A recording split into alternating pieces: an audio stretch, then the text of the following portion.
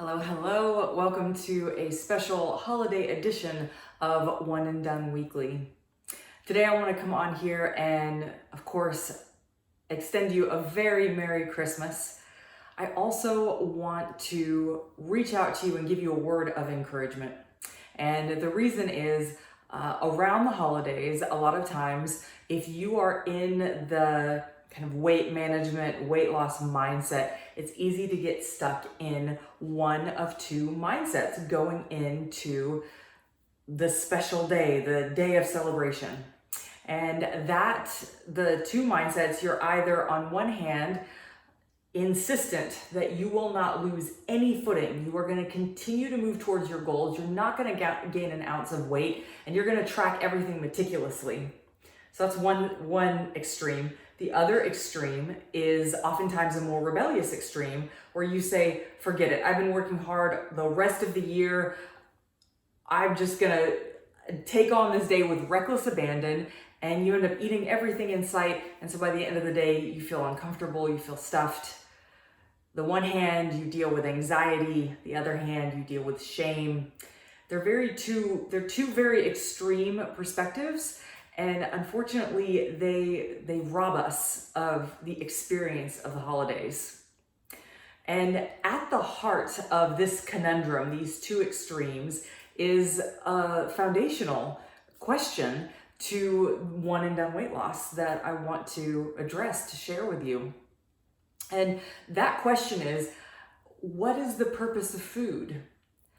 Is food merely fuel that we have to take in and control in order to survive? Or is it an escape, something that we can click out with?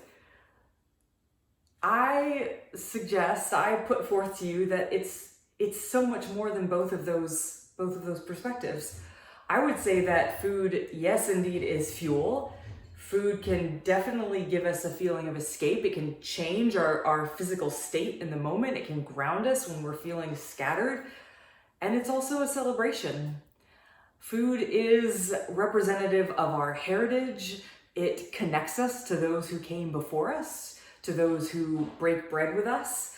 It connects us to the people that we make it for. Food represents the hands of the people that have harvested the parts of it. It represents the time and effort of people gathering in the kitchen to put it together. This is a much broader sense of food, and one that my hope for my clients, my hope for you if you're in this community just for general encouragement and enrichment, my hope is that you fully embrace this broader definition of it. And so on Christmas Day, I find that the antidote to those two extremes is to fully embrace all parts of the food preparation. And what that means for me and my family, something that when I think of the holidays, when I think of food as being so much more than just fuel, I think of pie. And not just dessert pie, it could be a meat pie, but probably more often than not dessert pie. I think of pie because my grandmother, in my opinion, made the best pie known to man. And during the holidays, my grandparents would sometimes come stay with us. She would sometimes come stay with other aunts and uncles and cousins. And on Christmas Day, she would always make an apple pie, a blueberry pie, and a pecan pie. And my all-time favorite of hers was blueberry pie. To this day, I would so much rather have a blueberry pie on my birthday than an actual cake. And I think blueberry pie is amazing.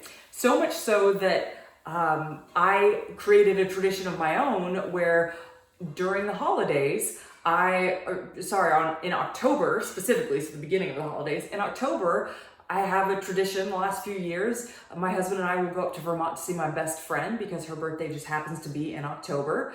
And we'll see the leaves change, we'll connect to her, and I will make her my grandmother's apple pie recipe. I know I just said blueberry is my favorite, but my friend Katie loves apple. So she will take me to an apple orchard. We'll actually pick the apples together. Of course, we'll have apple cider.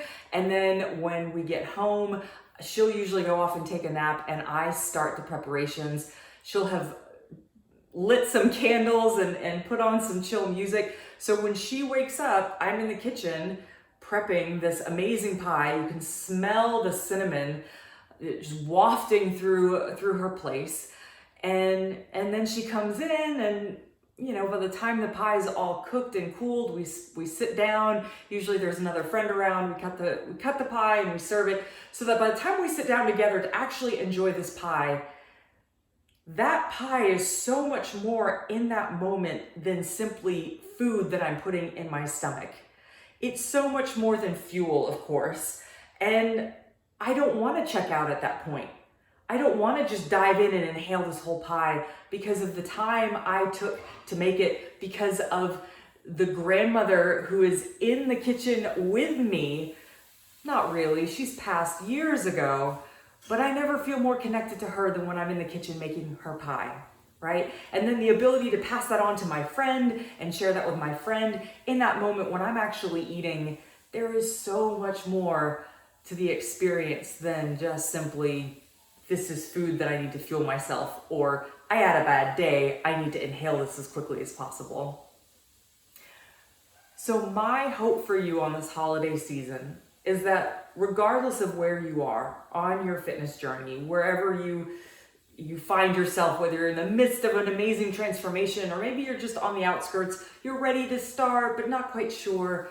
My hope is that on Christmas Day, or whatever holiday you find yourself celebrating, that you can let go of anxiety, that you can let go of shame, and be fully present in the moment with whoever you're with. I invite you on that day to take part in all preparations of the food, whether it's going to the store to get the ingredients. If you're the one making it, see if you can set up an environment where either other people can be in the kitchen with you, or you're playing music, or maybe you're just thinking about the person that taught you the recipe that you're doing.